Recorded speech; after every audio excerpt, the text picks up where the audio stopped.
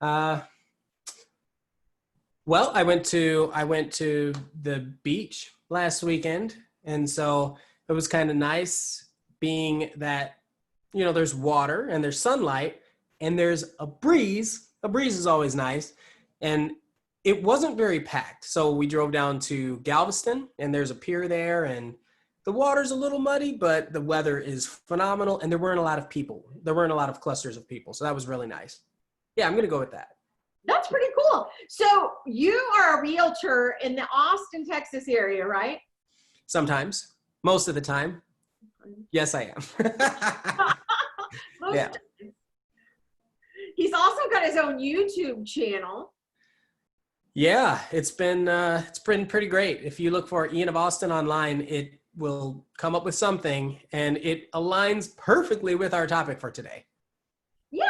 So we were talking last week on the podcast and just happened upon Californians moving to Texas. And I said, that would be a great podcast topip. It's Let's a good do one. it. And That's a Ian's good like, one. yes, yes, yes. Okay, maybe not. But it was really, really interesting. I know 2 of my 4 new neighbors have been from California in the last year. What about you as a realtor? How many people have you served that have moved from California to Texas? A lot.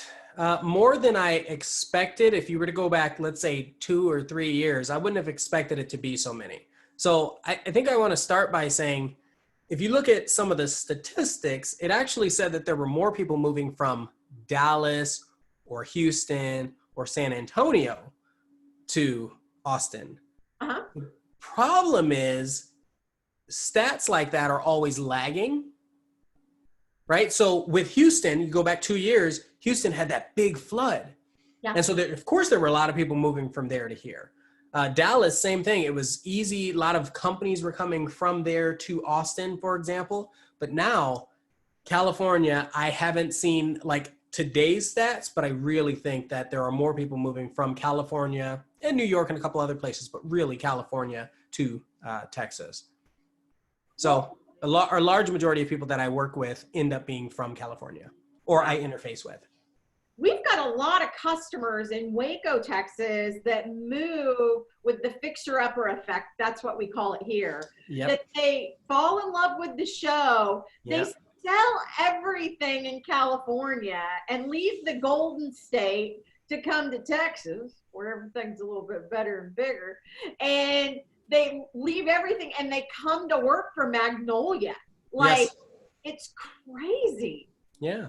Well, there's definitely a draw there. And, there's draws to all these places, but Magnolia is a huge one. And it gives people, people they want hope and they want excitement in their lives. Uh-huh. And when you hear hope, excitement, and then the possibility to start new and do something new and exciting, then yeah, I can see the draw for sure. Definitely. Now, I have to be honest, I'm not from Texas. I got here as quick as I could about 13 years ago. I'm originally from Missouri. Lots of people call it Missouri. Missouri. Call it Missouri. So we got here just as quick as we could. I lived in Missouri for about 30 plus years, and so did my husband. And all my kids have been raised. They don't remember Missouri. What about you, Ian? Similar to you, I've been in Texas for 5 years, moved here because we had some friends, well, lots of reasons, but we also had some friends that had lived here for 10 years at that point. We came and visited and we stayed for a week. At that point, I was like, yep, that's where I need to be. It's exactly where I need to be. And so within 6 months, we lived here. It was no brainer. Awesome. So what was the big draw for you to move to Texas? Oh my gosh, there's so many. And I think that's part of what makes it so exciting. It's not just one thing, it's many things. So I'll try to list them out. There's the culture as far as diversity. Some people like diversity, some people don't like diversity. So that's a big one. And it's not just diversity as far as, it's all sorts of things. So when I say diversity, I'm talking the music, right? I'm talking the food. There's so much eclectic diversity when it comes to food. I mean, I can go to an Ethiopian restaurant, Tex-Mex taco restaurant, have some Louisiana seafood, like all in the same radius of a couple miles. It's incredible. Then diversity also improves the music, right? The music scene. So there's a lot of country, but there's hip hop, and there's I'll say R&B. There's just artistic stuff like indie music. There's just everything around here if you want to see that. Shows, all types of shows. I don't want to just see the same thing all the time. So that's one. Jobs. So being that it's an industry that is supported by not just one thing, but many things. So we're like a mini Silicon Valley in the sense that we have a lot of startup companies, a lot of technology companies. We also have big Texas oil. We also have land. So we have ranchers and farms. And then that helps support the food systems as well. And then we have a lot of people that, well, the artists, there's just tons of artists that come here and they want to do something exciting. And it's different. Art is different from a startup, I feel like. So lots of art and culture there as well. And jobs because of all of that. And UT, oh my gosh, you like sports? You've got that here. But if you're looking for a place that has, well, the college is one thing, but a lot of job opportunities. Apple, Amazon, Tesla just announced a place here. We have, gosh, I just saw EA and Blizzard for anybody who plays Call of Duty out there. They have that here. Magic Leap, which is a company that does VR headsets. Indeed, the job finding place is here. WordPress, the #1 website that creates websites, that's here. There's just so much, so much. That is insane. Like when you start listing it out, it's almost unbelievable what is in Austin. That's just Austin. Like we're not even talking about Dallas, Fort Worth, and Houston. Like all of this is just right there, pretty much in the heart of Texas. It is. And that's the other thing. People talk about Midwest. Like you talk about the middle of Austin. You can go to either coast in the same amount of time, right? Florida or California. And then we're already south, so the weather's great. And it's a 3-hour drive to the coast. And then if I want to go to Dallas or Houston or San Antonio or San Marcos or Bastrop and all these, like they're all within a 3-hour radius. I remember doing Kalahari is the America's largest indoor water park. That's right here in Round Rock, Texas, which is only a couple minutes from Austin. So I remember talking to the manager there. She said there are 14 cities that are within a 3-hour drive that have over 1 million people or something that want to come here as a staycation. That is amazing. So why do you think the Californians are moving to Texas? Is it all of those things that you listed, or is it more? It's definitely more. I'm cheesing a little bit because as we talk about, like, you never want to get too political, and that shouldn't be the reason why things take place, but it often is. So I'm going to let's take an example. The prices are often very high everywhere in California, everywhere. Now, is that political? You can argue that it is or isn't, right? Because of taxes or whatnot. But I look at it like, well, a lot of people want to live in that ginormous state because it's along the beach from top to bottom. Yeah. So if you were to remove the politics of it, it's a beautiful, beautiful state. And when you realize that to get a garage would cost you $1 million, a 1-bedroom garage will cost you $1 million. And then you come, let's say you visit Texas, visit Austin, or even some of the surrounding areas, Waco, Dallas, you visit Texas and you realize that you can get not the same weather, but nice, comparable weather, very good jobs, comparable jobs, and a comparable environment, all for a third of the price. That's huge. You can get a 5-bedroom house for $300,000. How much would that cost you in California, do you think? Oh, it'd have to be 1.3 million, 1.4 million. Wow. I mean, that's probably not in the best parts either. That's just starting price. That's my guess. I'm not very versed, but what I do is I talk to people that relocate, and they talk more about how much it costs to rent. I see that a lot. So the price you would pay in rent, you can have a substantial increase in value and space and own your own place when coming here. Another big draw, I think, is the taxes. Yeah, there are a lot of taxes here, and I think, and that's, again, that could be political, but it's also a very, very large state. Texas is a large state, but it's not. I don't think it's as populated, as densely populated as California, right? And so, I worry about how much of the tax money is going into constant repairs versus how much of it is politically driven. Yeah, so we here don't have the income tax. No state income tax. That is another really nice draw. Say it again? I forget those other states have that.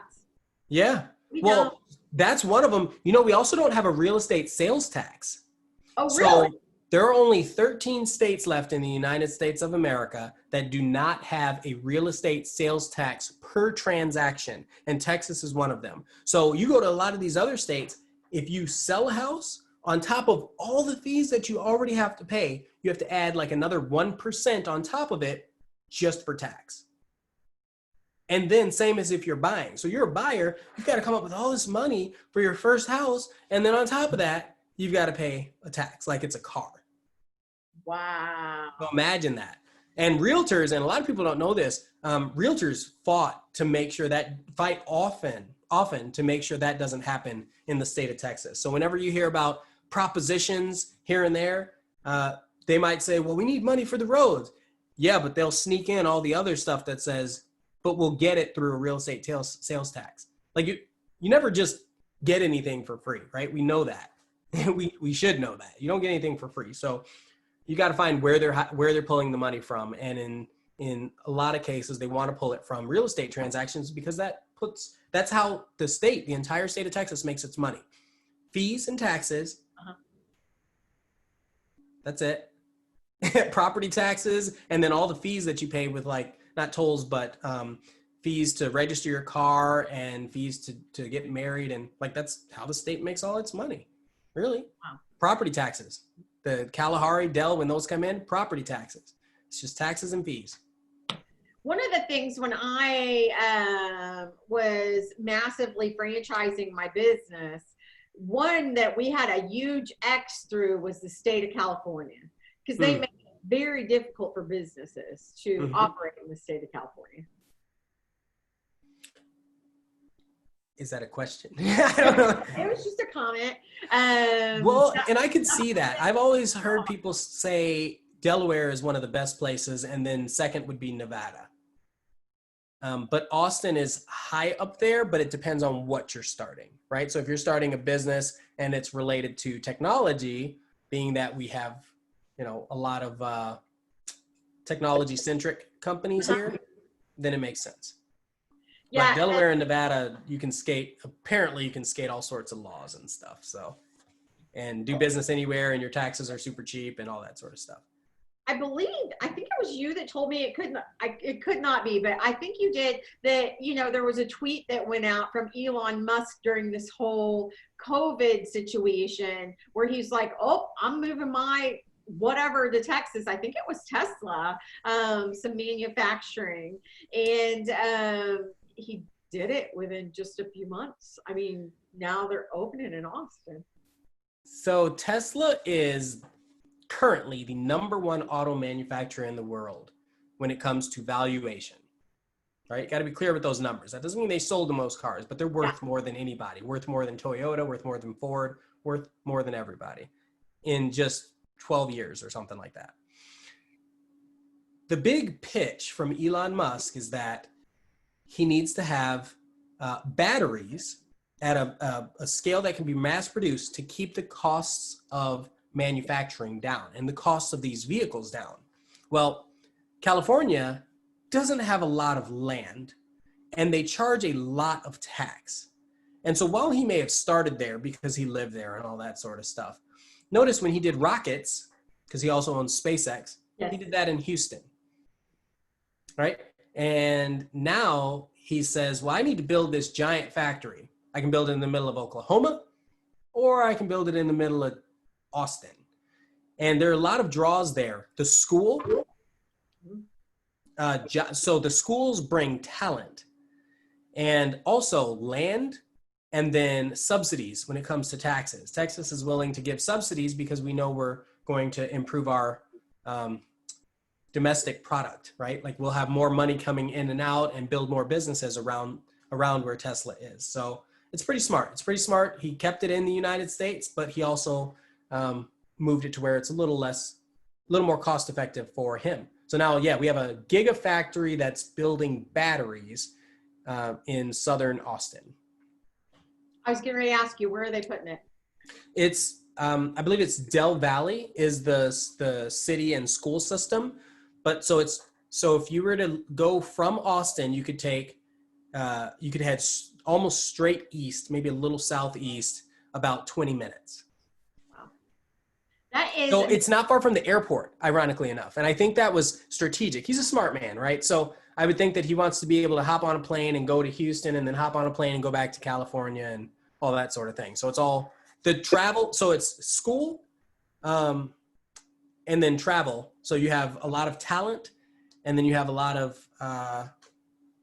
the ability for executives to travel back and forth. But then also the fact that the jobs start at like 35,000, but most will be around the 55,000 mark. You also have a need for,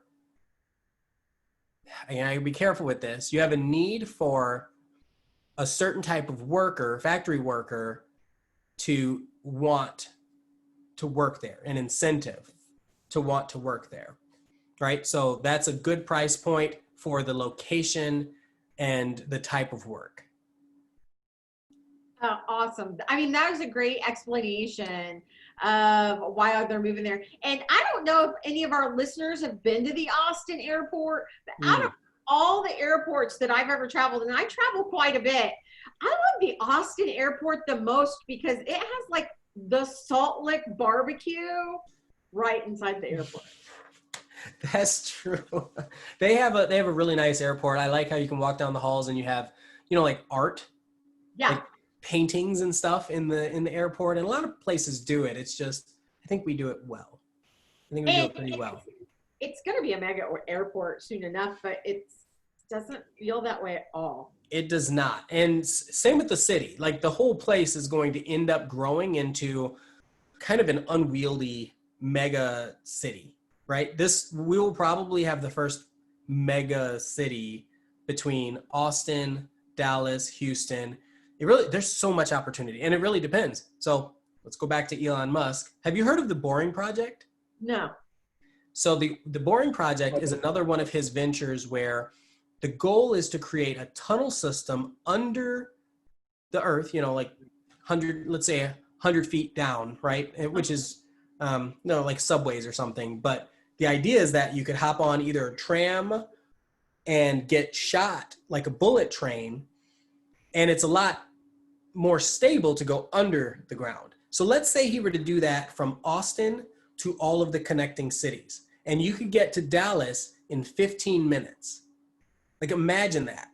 Now, if you can elevate that one more time and say it's a Tesla vehicle that sits in this thing, you drive up, there's an elevator, it brings you down in your Tesla, specifically Tesla vehicle, because it's autopilot, and then it shoots you over to Dallas.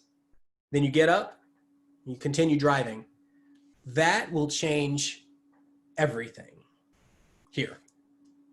Is that what I heard? Something about getting from New York to London in less than an hour?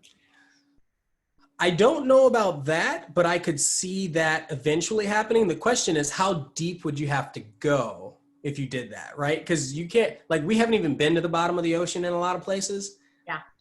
So, yeah, I don't know how easy or how feasible that would be. Unless there was a tube.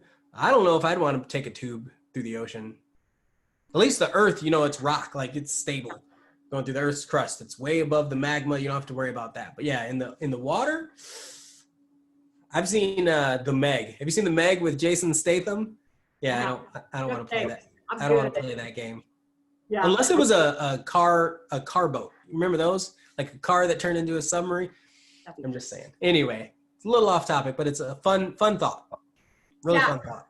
I heard at one of my networking meetings this week where they were talking about Elon Musk doing something where you went across the ocean in less than an hour. So I thought, well, maybe that's what they were talking about, because I have no clue. I don't watch the news.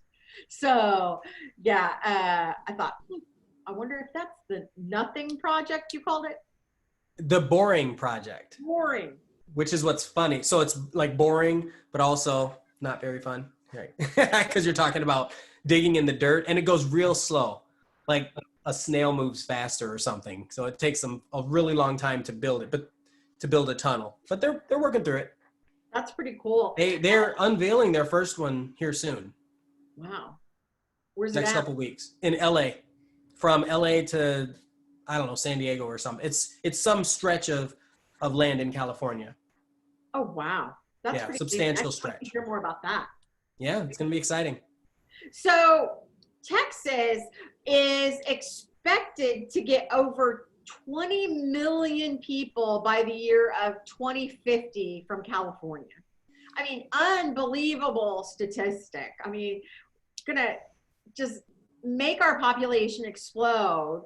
And Texans sometimes get upset. There's entire Facebook groups devoted to hating the Californians that are coming into Texas. Yeah. Why do you think that they really dislike the Californians coming into Texas? Again, I have to be really careful on how to say this. There are some places in California where the stigma is that people feel more privileged,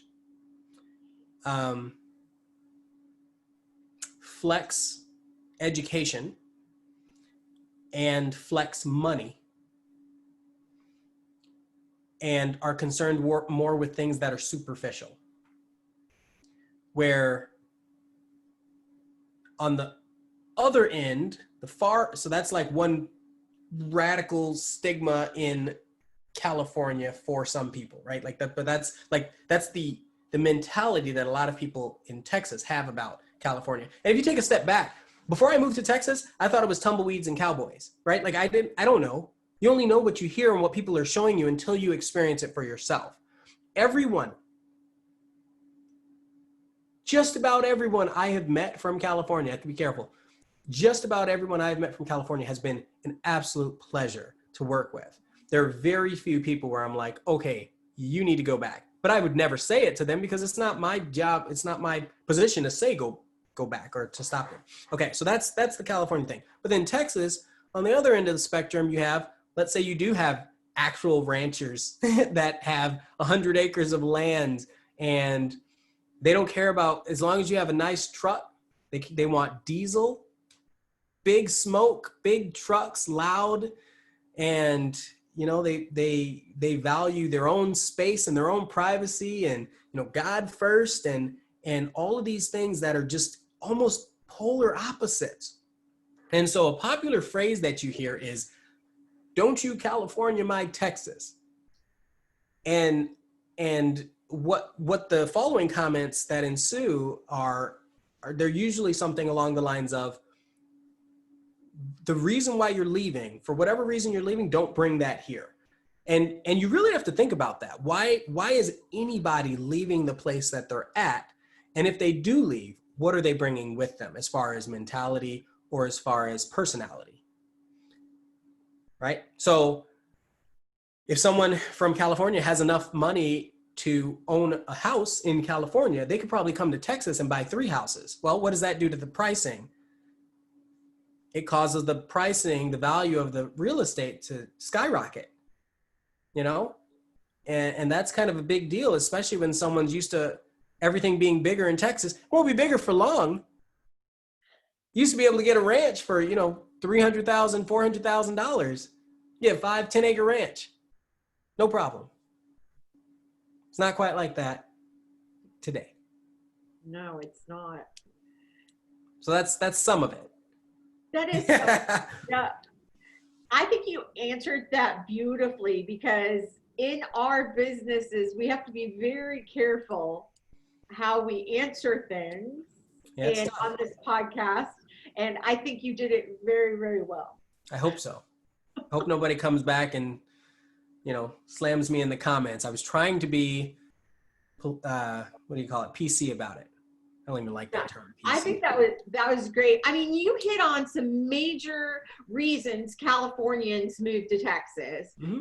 Taxes, better quality of life, lower real estate cost of living is less, politics, salaries. Another thing is, it's better driving than California. I mean, we got wide open spaces, right? Well, that's only because there's less people. Yeah. Like, have you seen how many roads they're building right now to support the growth? They're building so many roads because they have to be able to support this anticipated growth by, 2020, 2030, 2050 even. So it's tough. It's a tough call. Yeah. There's a joke on I-35, like the construction will never be done. No, it'll never stop. Keep growing. I remember when I came here from Missouri when I was a kid, we went to Dallas. I was like 13. And we just have 2-lane roads back then, in Missouri. And we went to Dallas and they were 3 lanes on each side. Like, that was amazing. And now I see 5-lane roads on each side up in Dallas. 5 plus a toll here. Yeah. 5 plus a toll. Well, so in that, think about how important it is to have a transit system, because Austin is notoriously horrible for public transportation. And I think I'm almost going to say Texas is horrible for public transportation. Yes, because you know why? Because and it's funny because this gets back into whether you consider it political, but it's a social system. What do we provide on behalf of the people that live here that we can pull from taxes? Right? But yeah, I mean, it's kind of crazy. Imagine if we have a tunnel going even from North Austin to South Austin, or from Austin to Waco. Yeah. Like, imagine how much traffic on I-35 that would alleviate. Yes. All of it, right? And so one of the studies that was done, you can actually go much further down than you can go up. Because if you go up in the air, eventually your atmosphere gets thin and you need special kind of flying vehicles and all that sort of stuff. Start needing licenses, people can crash. If it's a tunnel, doesn't matter. Huh. Interesting to know. It's just, it's crazy. And as far as stability, you can go so much further before you're going to hit any, concerns in the earth, right? Like magma.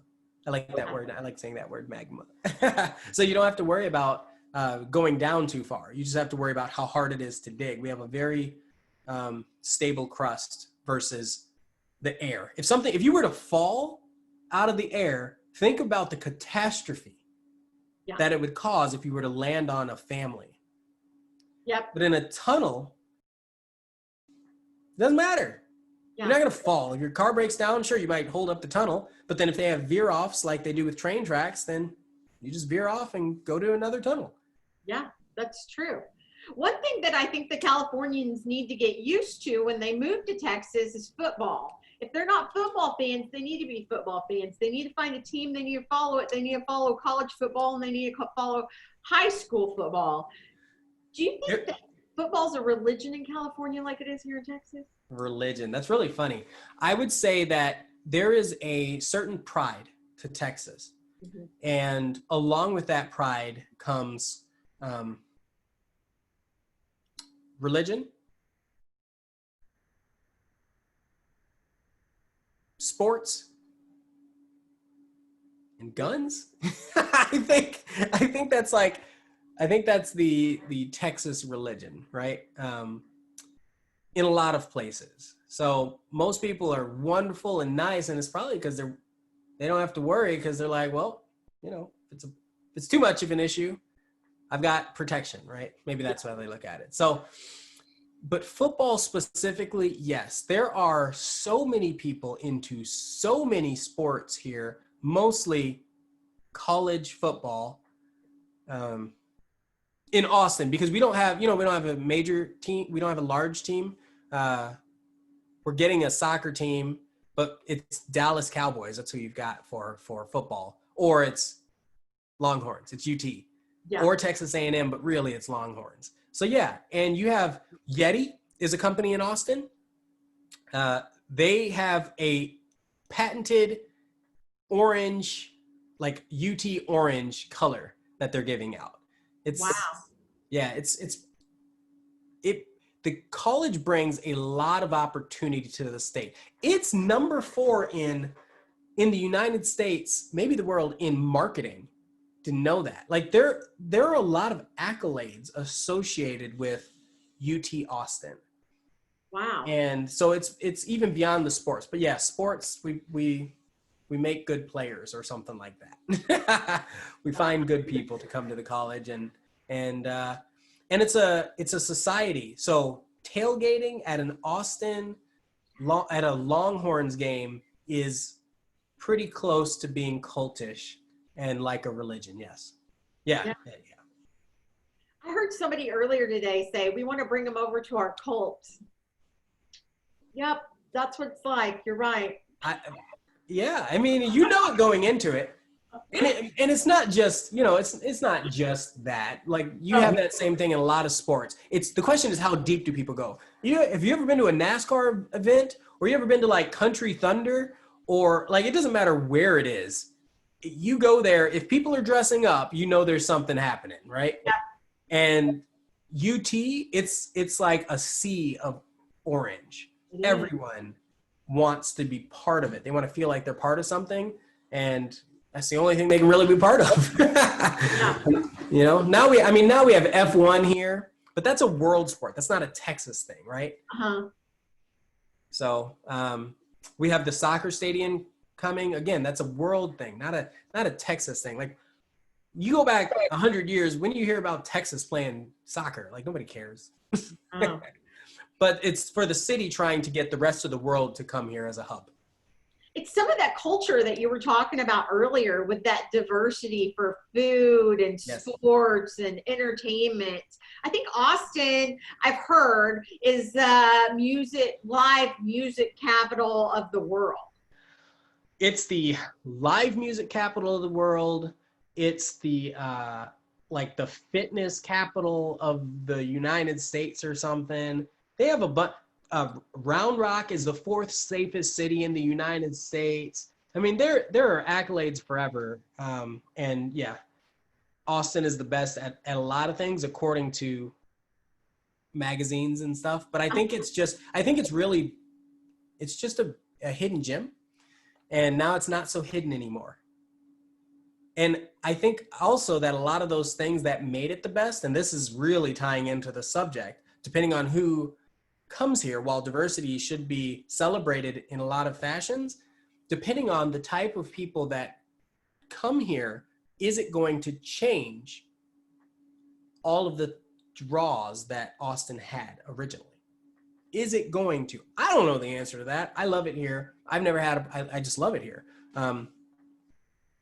But would I get frustrated if it was no longer the live music capital of the world? Well, I mean, that seems to be taking its toll right now. You have condos going up on Rainy Street, where that was the place where everybody would just go hang out if they wanted to just chill and have a good time. Like it was the adult drinking scene. Uh-huh. And now it's all condos. It's really frustrating. So, and who's building the condos? People with the money to build the condos. Uh-huh. Why would they put it right there? Because that's the hip place to be. Well, but that just changed everything. Now there's no longer that place to go. So it's real tough. Well, it's real tough. I don't want to see us become Dallas. No offense to Dallas. And I don't want to see us become Houston. No offense to Houston. But I feel like it will become that if we keep going down the same paths and we're not careful about what we ask for and what we vote on. Back to politics. Ian, how can our listeners get a hold of you? If you go into any search engine on the internet and you type in Ian of Austin, I should come up. And if I don't, try it again. Because something's not right. My name is actually Ian Williams, but I always try to put Ian of Austin in there in the middle because it's, kind of a branding thing. So you should be able to find me. Otherwise, message Christy and she'll connect us. Definitely will. Now, before I end my interviews, I always like to ask you a fun question. And since we talked a lot about Elon Musk today, I want to ask you, how would you solve problems if you were on Mars? Okay, so that's an interesting question. How would I solve problems? This can be a big question. I'm going to try not to talk a whole lot. I believe that Elon Musk employs a concept from, is it Napoleon Hill? And it's referring to the mastermind concept. I believe that's how he focuses most of his attention. So he learns how to do any one thing, and then he finds the best people to do that one thing. And then that is how he grows and supports his initiative, whatever this initiative is. And a lot of people do that. But you asked specifically about Elon Musk. I read up on so many CEOs, and he's a fascinating one. So he does want to go to Mars. He doesn't want to physically go to Mars, but he wants us to become an interplanetary species. And once you're there, you have to have the right cohort. That means diversity. Uh-huh. You have to have the right cohort of people that don't have one life-changing skill, but have multiple life-changing skills and the ability to procreate and establish a colony. So if I do that right, then whatever problem should arise, theoretically, the ability to solve it should come from the ingenuity of the people. It's always people, right? Everybody talks about robots and everything taking over everything. Yeah, that's great, but people have to build it. People have to be the ones that solve the problems. So I think that's how I would fix the problem kind of in a roundabout way, is by choosing the correct people to tackle a plethora of potential problems and making sure that they're very well-rounded and very adaptable to such an extraneous environment. Did that answer it? I think that answered it. It did answer it very, very well. I was kind of worried asking you that question, but I mean, you nailed it. Thank you. Well, Ian, thank you for being on Ask a Realtor. Ian is our expert realtor from Austin, Texas, and he knows a lot about Elon Musk too. So if you have any questions. Yeah, he and I want to be his BFF, but he just doesn't know it yet. Thanks for being on Ask a Realtor. I'm Christy Ogle, the host of Ask a Realtor, and we will see you next week. Bye-bye, everyone. Bye, everyone. Thanks, Christy.